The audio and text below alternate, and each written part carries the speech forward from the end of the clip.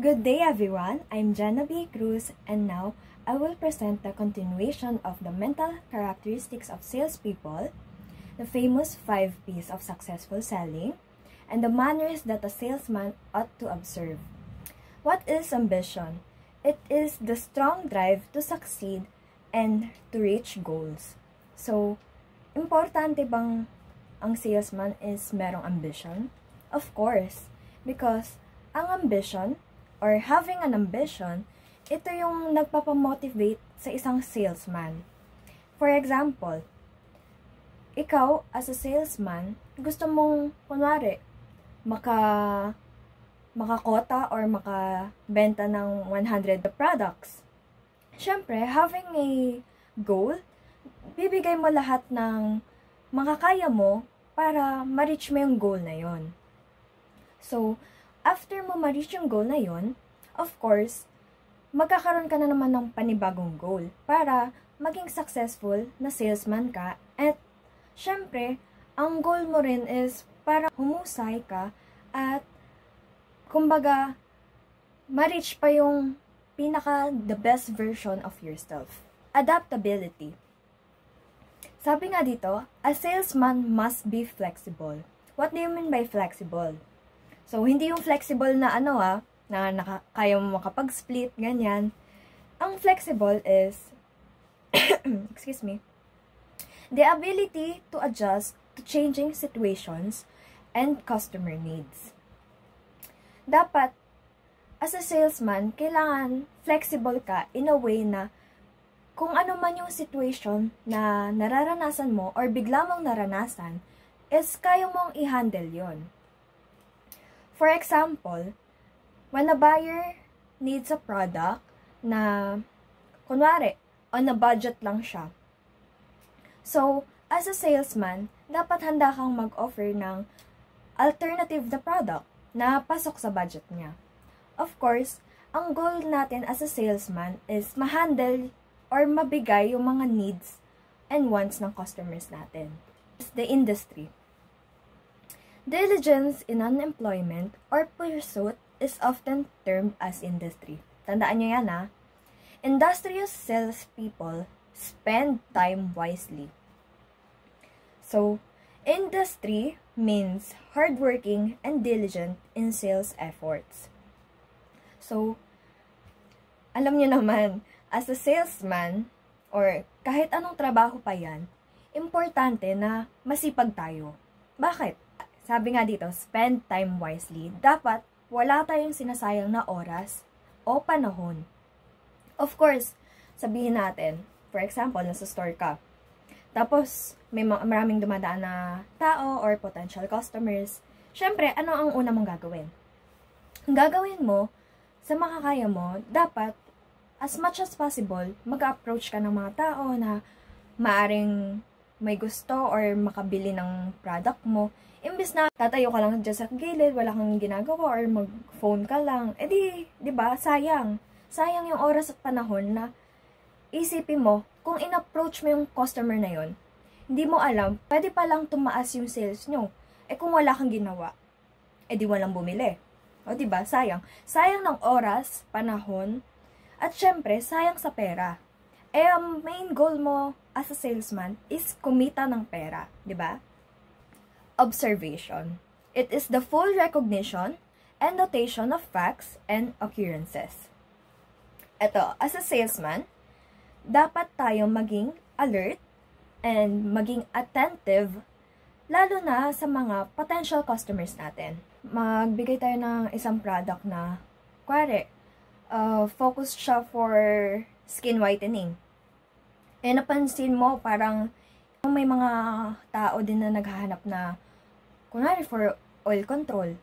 Dapat, mapapansin natin, kumbaga, kahit sobrang liit na detail. Kasi, potentially, pag napapansin mo yung mga small detail na yon, mas maproprovide mo pa yung ibang needs naman ng mga tao.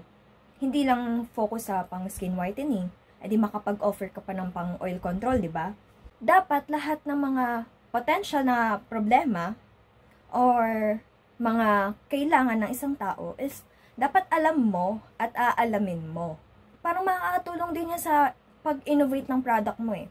Kailangan, meron tayong skill ng pag-notice or observation sa mga gusto ng customer at sa mga behavior ng customer.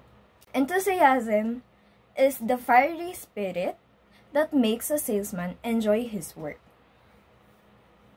So, sabi nga dito, ito yung fiery spirit. Ito yung, kumbaga, ito yung nagpapakita ng genuine energy and excitement. Siyempre, kaya nga nasabi ng karamihan, kumbaga, dapat masaya ka sa trabaho mo. Bakit? Kasi kung hindi ka masaya sa trabaho mo, isipin mo yan kung hindi mo gusto yung work environment mo, kung hindi mo gusto yung mga nakakasama mo, or syempre, kung ayaw mo sa trabaho mo, mawawalan ka ng gana nun eh. 'Di ba? Parang, worth it pa ba tong ginagawa ko? May saysay pa ba tong pinagagawa ko? Yung kupasok ko sa araw-araw, may napapala ka ba dito?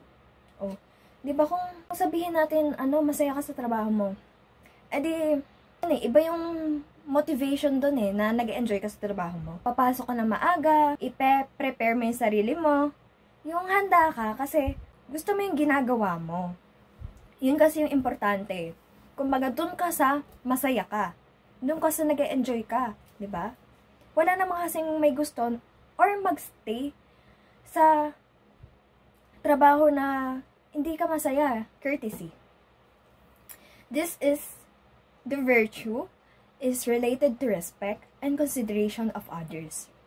As a salesman, syempre, kumbaga matik na yan we need or we must respect our customers. Hindi naman in a way na magsasabi tayo ng po at opo, in a way na, kumbaga, hindi tayo nagsasayang ng oras. Dapat nag-show tayo ng respect in a polite way, and na rin yan basic human decency. Dapat natural na yan sa'yo magpakita ka ng respeto sa isang tao. Kunwari, may papasok na customer, i-welcome mo sila, kasi kailangan mo mag-show ng respect para makita ng customer mo na vina-value mo sila. Tak. It is the diplomatic way of saying or doing the right thing at the right time. Ito yung sinasabi nilang kumbaga, dapat sabihin mo yung direct, hindi mo sasabihin yung dapat mong sabihin at the right time. Prevents conflict and keeps customers comfortable. Parang example na lang dito. A salesman responds to a complaint by customer by calmly saying, "I understand your concern, let's fix this together." Kumbaga, in a situation na kung nagkakaproblema yung customer, dapat alam mo kung paano mo siya i-handle. Napagsabi yung, kumbari, syempre sasabihin mo yung dapat mong sabihin na in a way na hindi dapat makaka-offend sa customers mo. Dominance. It is not an attitude of lording it over people or controlling others people, right? Syempre, yung dominance na sinasabi dito, hindi yung pag-control sa ibang tao or parang pagiging boss. Ang dominance na tinutukoy dito is, kumbaga, you present yourself as an authority. Being dominant is showing confidence and leadership in sales talk. Kumbaga, it builds authority. Nakikita ka ng ibang tao as mahalagang tao or parang nakakataas ba? In a way na, pag nakita ka ng isang tao, seseryosohin ka niya. Iba yung tingin nila sa'yo. Famous 5 P's of successful selling. So, number 1 is the product.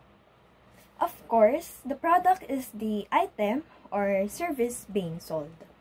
As a salesman, pinaka-importante dyan yung product mo. Yung ina-offer mo na product or service. Dapat, every detail ng product or service is, kahit pagbalik-baliktarin mo pa yan, dapat alam mo yan. Kasi yun nga yung binibenta mo sa tao Yun yung ina-offer mo sa kanila. So, dapat kung ano man yung tanongin ng customer or what, dapat kaya mo yung sagutin. If well-known ka sa product mo, kumbaga dapat mapapersuade mo yung customers eh. Ito yung magpapakita ng nung customer's trust sa product mo or service na ina-offer mo. So, next is, personality is the salesman's character and attitude. Siyempre, as a salesman, dapat maayos yung attitude mo. Bakit? Kasi siyempre, yung attitude mo, or let's say, yung aura or yung vibes mo, dapat is, kumbaga, makikita ka ng ibang tao as approachable. Ito kasi yung nag-a-attract sa customers eh. And, kuwari, bumili ka sa tindahan or Watsons, whatsoever. Tapos yung, pinagtanungan mo na tindera or salesman, sobrang sungit. Ganon. Siyempre, naka-encounter na tayo lahat nun, diba? Kuwari, masungit, parang wala sumud. Kumbaga, parang mapapalayo yung customer sa'yo eh. Ako na, personally, naranasan ko na yun. Parang, siyempre, ano ba to si ate, kuya? Sungit, hindi na ako babalik dito. Parang ganon kasi yun. So, dapat, as a salesman, dapat mag-show tayo ng good attitude na pwedeng maka-attract at makapag-retain ng customers. The third is perseverance. Ito, pinaka-importante yan. Ano muna yung perseverance? Is that determination to keep trying despite of rejection. So, as a salesman, dapat ready ka sa rejection. Kasi, syempre, sa sobrang daming tao, customers na madadaanan mo, hindi lahat yan bibili sa'yo. At dapat, hindi mo yung pinapersonal. Kumbaga, handle it as a challenge. Kumbaga, isipin mo, ano kaya yung problema sa akin or ano pa kaya yung dapat kong gawin para ma-increase yung sales namin? Ano pa kaya yung ibang ways na pwede maka-attract ng customers or potential buyers? Isipin mo yung mga maka-motivate sa'yo to keep on going. Because sa salesman, dapat mahaba yung patience natin. Hindi tayo susuko. Kasi, kahit sa dami ng rejection na yon, meron at meron bibili dyan. Kunwari, marami ka ng attempts na ginawa.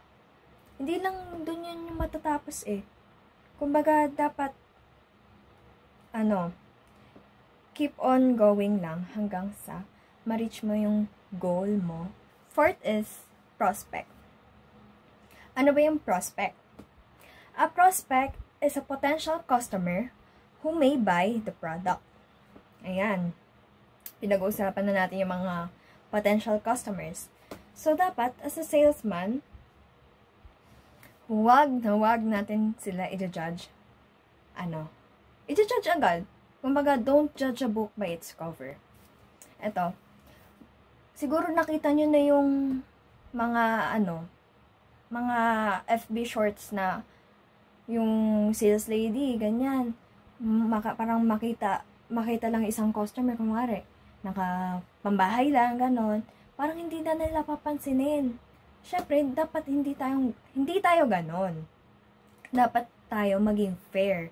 Kasi kung ano man yung pananamit nila, or yung kilos nila, ganon. Kung ano man ang itsura nila, dapat we treat our customers fairly and with respect. Kasi hindi mo alam, baka yun na pala yung tao na maaring bumili sa'yo, at hindi mo alam, baka siya pala yung, yung the one. Baka siya pala yung umubos ng products nyo, diba? So, dapat, hindi natin i-judge yung mga potential customers natin. Tama lang yun. Kasi, hindi mo naman talaga alam kung sino yung mga bibili sa'yo eh. Pwede nga, mukha siyang mayaman, pero lang pala, mag-window shopping lang pala. So, dapat, kung ano man itsura or pananamit ng ng ibang tao, hindi natin sila i-judge. And we must treat our customers with respect and fairly. And the last one is the picturesque presentation. Picturesque presentation is giving a clear and attractive sales talk. It is important because it makes the product easy to understand and appealing. Hindi naman siya required na kuwari magkaroon ng PowerPoint presentation or mga graphs, diagrams, ganon. Dapat, kumbaga, ang sinasabi lang dito, yung sales talk. I mean, pwede rin naman makasama yon, pero in general, is having an appealing and strong na sales talk. Kasi syempre, pagkakausapin mo yung customers, dapat makikita nila mismo kung ano ba yung mabe-benefit sa kanila. Ano ba yung mismong value ng product. Kumbaga, pag binili ko ba to, worth it ba? Kumbaga, hindi ba masasayang yung pera ko dito? Dapat sa pag-sales talk mo, alam nilang worth it yung pera. Walang nasasayang sa kanila. Kumbaga, once na binili mo tong product namin, kumbaga, dito ka na talaga. Wala ka nang ibang hahanapin pa. Yun. Last topic na manners that a salesman ought to observe. So, number 1, look pleasant and neat. Kumbaga, ayan, nakita nyo ba sa PowerPoint? Always wear a smile. Ayan, smile. So, of course, as a salesman, dapat malinis tayong tignan. Ayan, presentable. Siyempre, matik na yan eh. Kumbaga, ito yung magiging first impression sa'yo ng customers mo. Wear simple clothes. Hindi naman kailangan mamahalin. Kailangan lang maging presentable. Ito yung mga examples ng mga dress code. Dapat, syempre, naayon sa dress code ng kumbaga, dapat formal, dapat maayos yung suot natin, walang hindi gusot, or dapat planchado. Syempre, dapat yung itsura mo, professional. Yan lang yon. Good voice and diction. So, syempre, as a salesman, boses talaga yung gamit mo dyan eh. So, dapat maayos yung pananalita mo. Ayan, gaya ng example dito. Speak distinctly, speak with moderate speed, speak reasonably loud. Emphasize keywords and phrases, vary the pitch, speak in a conversational tone, and speak sincerely. Dapat tama lang yung lakas, yung bilis. Syempre, in short, dapat naiintindihan tayo ng customers natin. Kasi syempre kung kunwari sobrang hina ng boses mo, 'di ba? Paano kayo magkakaintindihan nun, 'di ba? So, dapat yung kunwari yung tono mo rin in a friendly manner. Kumbaga yung pag once na marinig ng customers yung boses mo, tawag dito, parang parang ang comfy or ang bait naman niya kausap, ganon. Kumbaga, approachable. Kumbaga, tawag dito, once na kinausap mo yung customers mo, maintindihan ka niya clearly, and yun, mabilis kayong magkakaintindihan, di ba? Have a firm handshake. So, simple lang yan, no? Siyempre, kung may, tawag dito, potential buyer, minsan, or client, syempre, as formality, kailangan firm yung handshake natin. Hindi yung lantutay, parang ganon. Basta yung parang, tawag dito, basta hindi lantutay, hindi yung, syempre, hindi naman dapat sobrang higpit, diba? Parang masaktan naman yung customers, yung client mo yan. So, dapat yung tama lang, yung sakto lang. In a way na, dapat, ang tawag dito, kumbaga, ikaw yung magdadala. Kasi yung parang having a firm handshake, parang napapakita rin yun ng confidence mo as a salesman. Kumbaga, hindi ka kinakabahan, parang wala kang pinapakitang takot, ganun. So, dapat meron tayong firm handshake. Avoid tapping the desk with fingers or a pencil. Yung, ito, yung, yung bilang, ayan. Tapos yung gaganon. Bakit? In short, bastos. Parang, yun eh. Tawag dito, yung, kumari, tunog ng tunog. May nagtatap dun sa, lamesa, ganyan, na may naririnig na fingertips. Hindi siya, hindi siya professional. Nakakabastos siya. Kumari may nagpe-present, tapos may naririnig kang, parang nagsho-show ka ng, kabastusan na, in a way na, kumari, parang naboboard ka na, hindi ka nagsho-show interest sa nagpe-present. Basta in short, bastos siya. So, wag nyo siyang gagawin. Wag nyo uugaliin yan. 6 is avoid buttoning and unbuttoning one's coat, annoying physical movements such as crossing and uncrossing one's legs or nervous tapping on floor in one's foot. Yung, kumbaga, parang hindi ka mapakali, ganyan. Dapat, syempre, as a salesman, dapat confident tayo. Confident. Yan lang yan eh. Kasi, syempre, kung tawag dito, kung parang hindi tayo mapakali, ganyan, yung sa paa natin, tap ng tap, ganon. Parang pag nakita ka ng isang tao dyan, saseryosohin ka ba nun? Kumbaga, ay, eto na ba yung yung pagbibilahan ko ng product? Parang wala naman dong alam. Yung, ganun ba? Baka kung ano yung isipin ng customers mo. Kaya dapat yung confident ka sa sarili mo. Kasi syempre, unang impression yan sa'yo ng tao eh. So, dapat handle mo yung sarili mo. You will show as a professional. Saseryosohin ka ng tao in that way. Avoid the repetition of such phrases as, see what I mean? And you know, or start with every sentence with now and or end. So, sinasabi lang naman dito is avoid being repetitive. Kumbaga, dapat alam mo lahat ng mga sinasabi mo. Hindi yung parang paulit-ulit. Parang nakakalindi rin kasi yun. Yung it's getting annoying na eto lang ba yung alam na sabihin ng salesman na to? Yung ganon. Hindi rin professional na tingnan.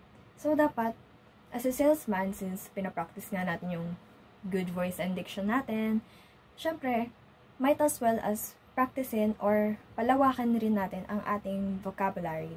Remember the names and surnames of individuals you deal with. So, bakit importante yan? Syempre, in a way na pagtanda mo sa specific client na to or person, kumbaga parang, tawag dito, parang tumatak siya sa isip mo. Kumbaga, dito rin kasi nagbibuild yung relationship nyo with customers. Kumbaga, natandaan niya ako, so ibig sabihin, importante pala ako sa, nila, sa business nila. Kumbaga, dun rin nila nakikita yung value nila sa'yo.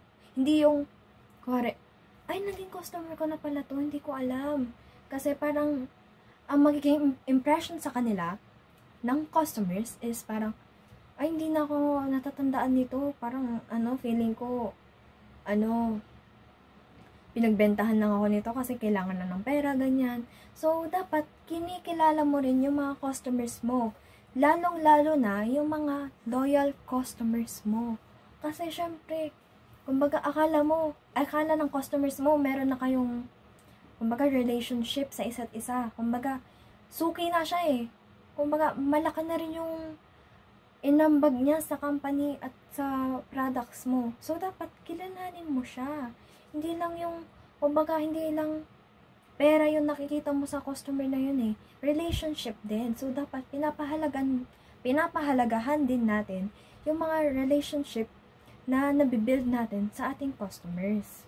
Kasi, syempre, nakakapagtampo rin, diba? Kumbaga, isipin mo, ay, lang, di man lang ako nakilala nito, nakailang balik na ako sa company nila, ganon. Di ba? Nakakatampo. Do not argue with the customer. Sabi nga nila, matagal ng kasabihan na the customer is always right. Ayun. So, in short, dapat hindi tayo nakikipagtalo sa mga customers natin. Kahit na isipin nga natin na mali naman talaga sila, dapat hindi natin iparamdam na mali sila. Dapat handa tayong mag-handle ng mga criticisms, ganyan. Lalo na kasi parang, tawag dito, kahit na alam mong tama ka, wag na wag ka makipag-away sa mga customers. Kasi syempre, ang pangit rin tingnan na at sobrang unprofessional tingnan kung makikipag-debate, away ka sa customers mo.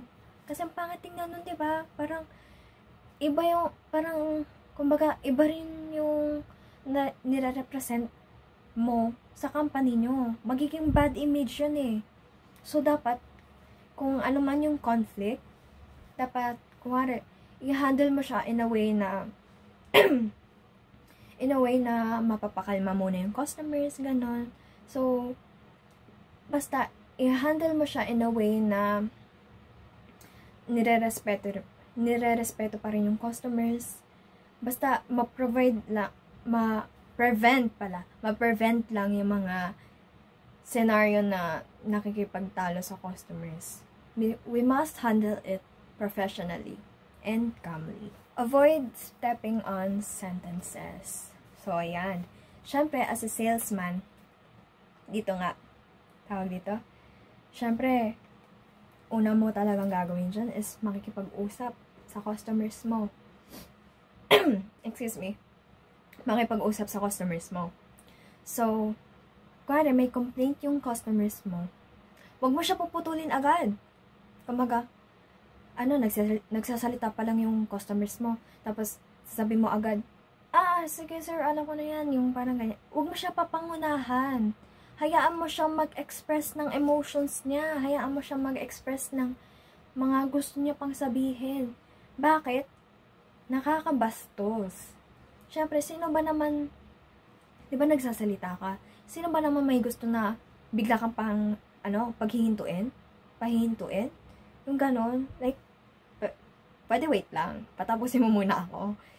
'Di ba? So, dapat, pag nakikipag-usap tayo sa customers natin, hayaan muna natin silang matapos.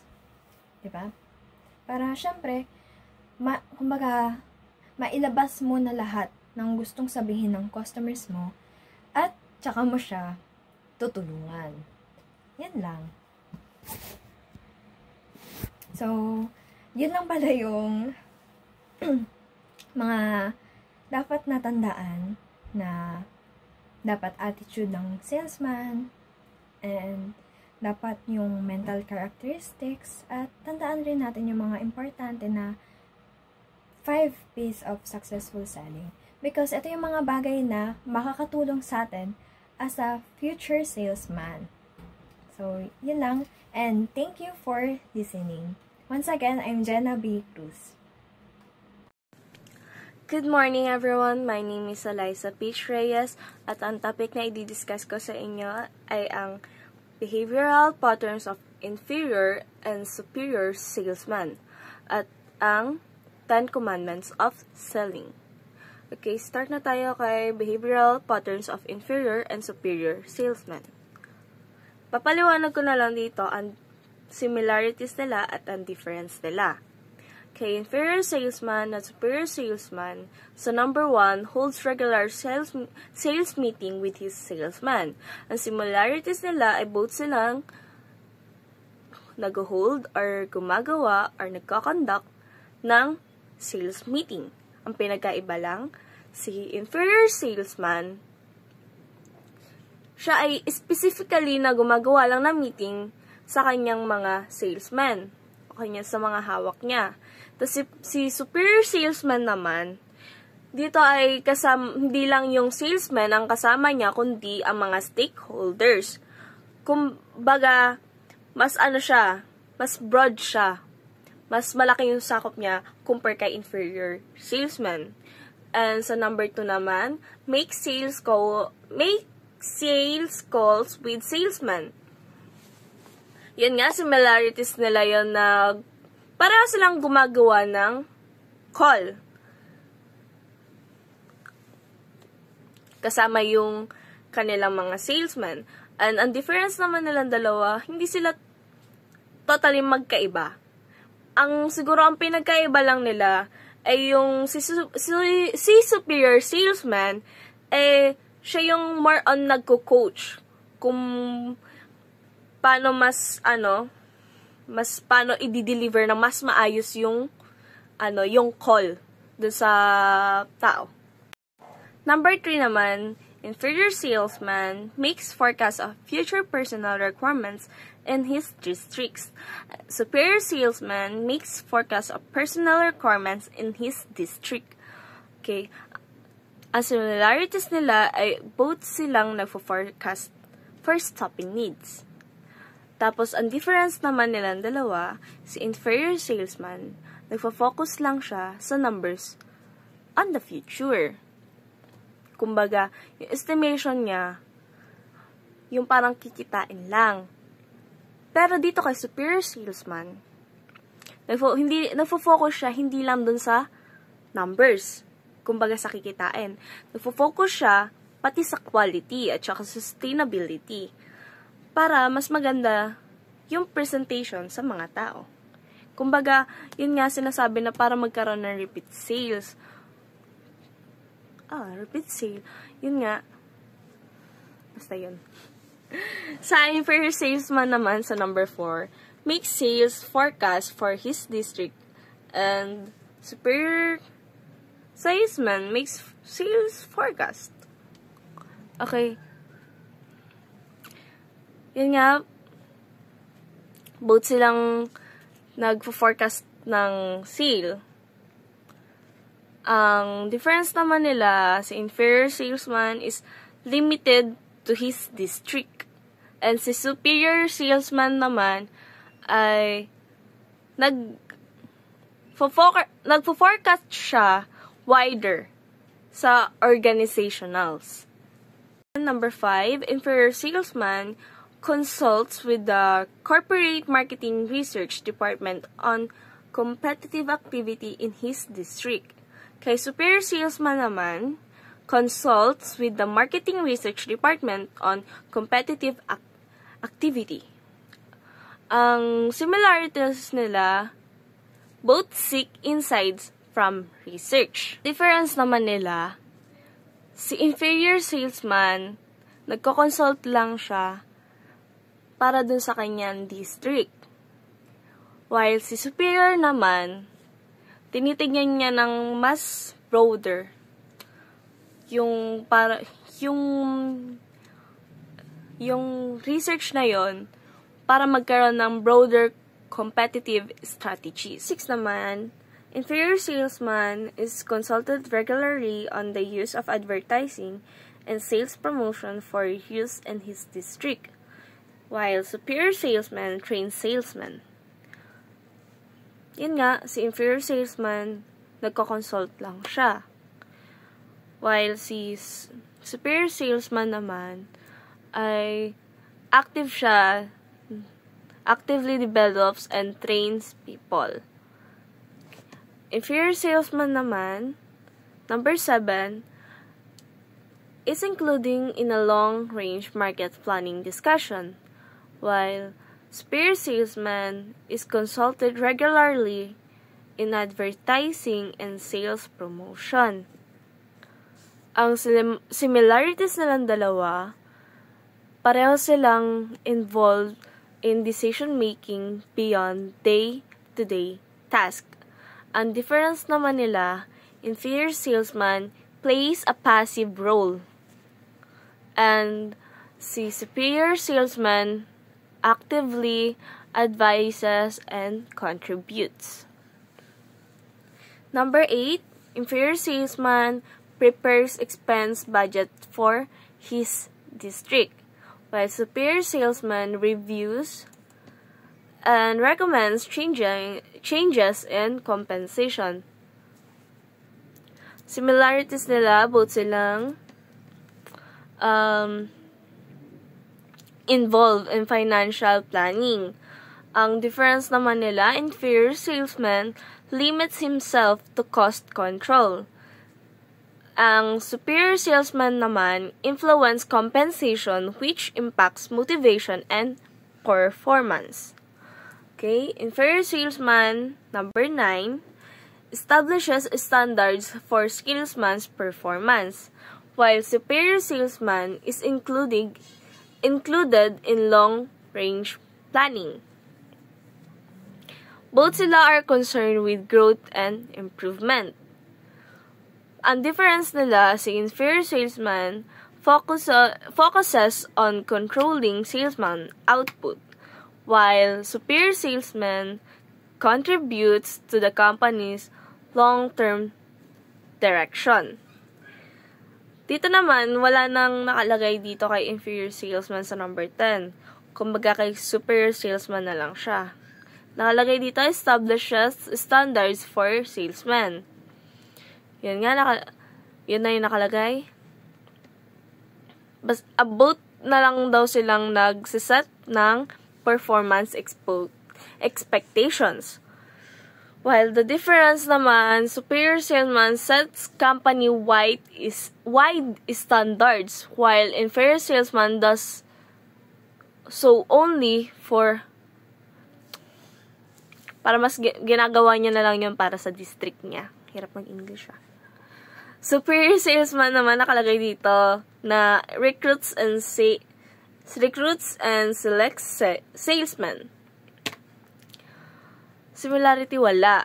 Difference, superior salesman is trusted with hiring, while inferior salesman is not.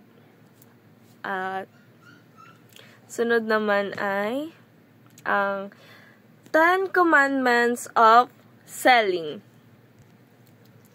10 Commandments of Selling, nag-start siya kay number 1, speak to people. A warm greeting breaks the ice and makes others feel valued. Nagpapakita ito ng pagiging palakaibigan at passive energy sa nakakausap mo. Number 2, smile at people. Smiling creates a welcoming atmosphere. Ang pag-i-smile mo naman sa ibang tao ay nakaka-encourage sa kanila para magkaroon ng positive response. Number 3, call people by name. A person's name is personal and powerful. Pag ginagamit mo to or tinatawag mo sila sa pangalan nila, it shows respect at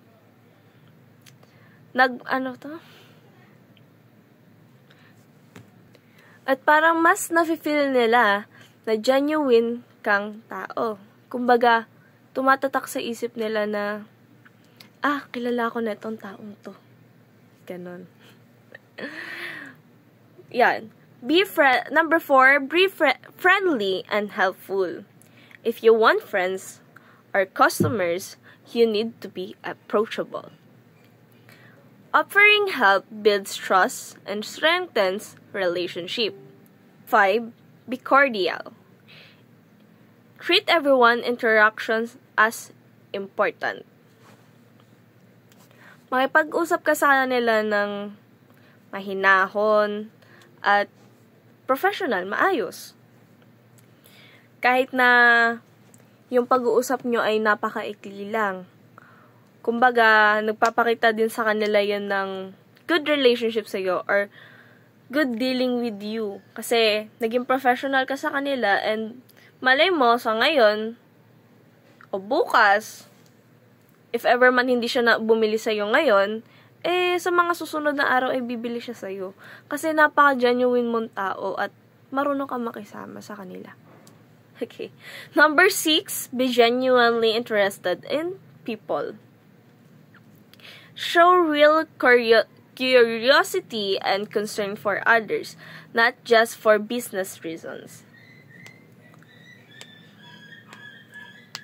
Kasi, yung mga tao nga, nararamdaman nila kung sincere ka ba or hindi. For example, sa mga call centers, na yun nga, yung napanood ko sa YouTube na pelikula. Parang kinakausap niya yung customers niya. Kasi nagsasabi siya ng problem niya na ang taba-taba niya, ganun.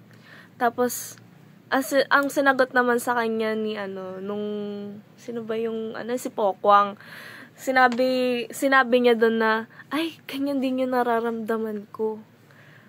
Kumbaga, yung nararamdaman ng kanyang customer na pinanghihinaan ng loob, natatakot sumubok ng mga products kasi daw baka hindi gumana sa kanya, ganun. Pinaliwanag ni Pokwang na hindi dapat maging ganun yung pag-iisip mo. Dapat hindi ka matakot na subukan. Ganun. Kumbaga, na-convince niya yun. Kasi alam niya, naramdaman nung customer na, sincere siya sa akin. Kumbaga, hindi na siya naging hesitant na i-try yung product. And, yan, nagkaroon siya ng deal. Diba?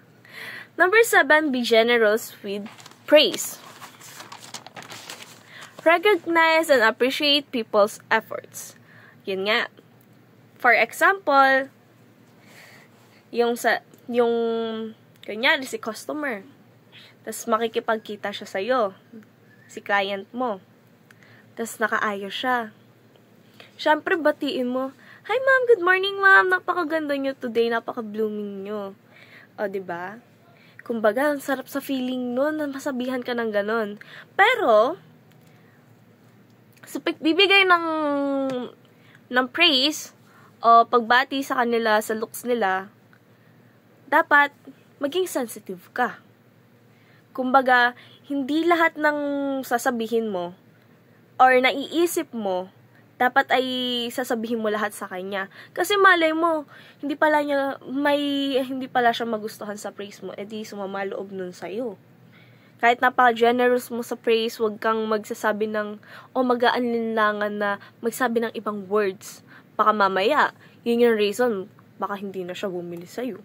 Or baka mamaya, matanggal ka pa sa trabaho kasi sabihin, ay, para naman napaka-plastic na itong taong to. Ganon.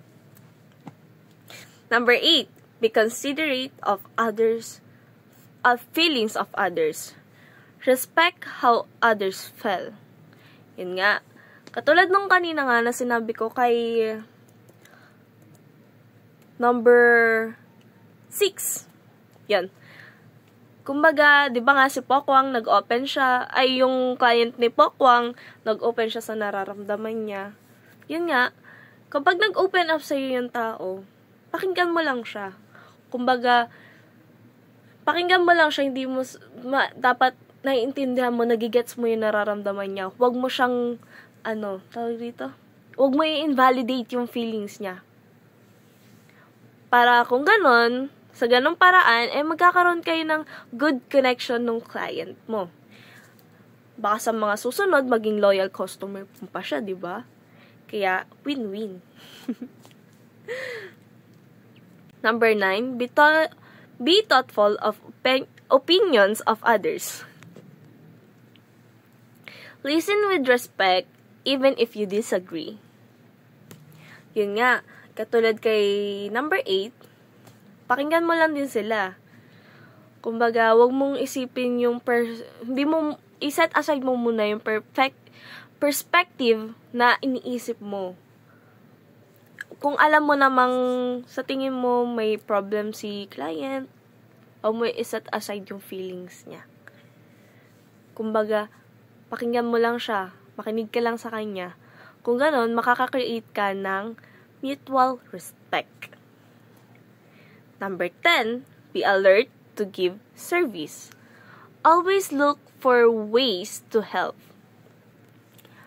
The value of life and work often comes from what we contribute to others, not just we gain.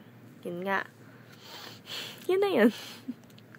Hindi sa lahat ng bagay, ibibigay mo lahat ng good service. Paano kung mamaya yung client na yun, scammer pala? Kumbaga, pati si client, pakinggan mo siya and pag-aralan mo kung ano ba talaga yung intention niya. Yun lang. Thank you sa pakikinig.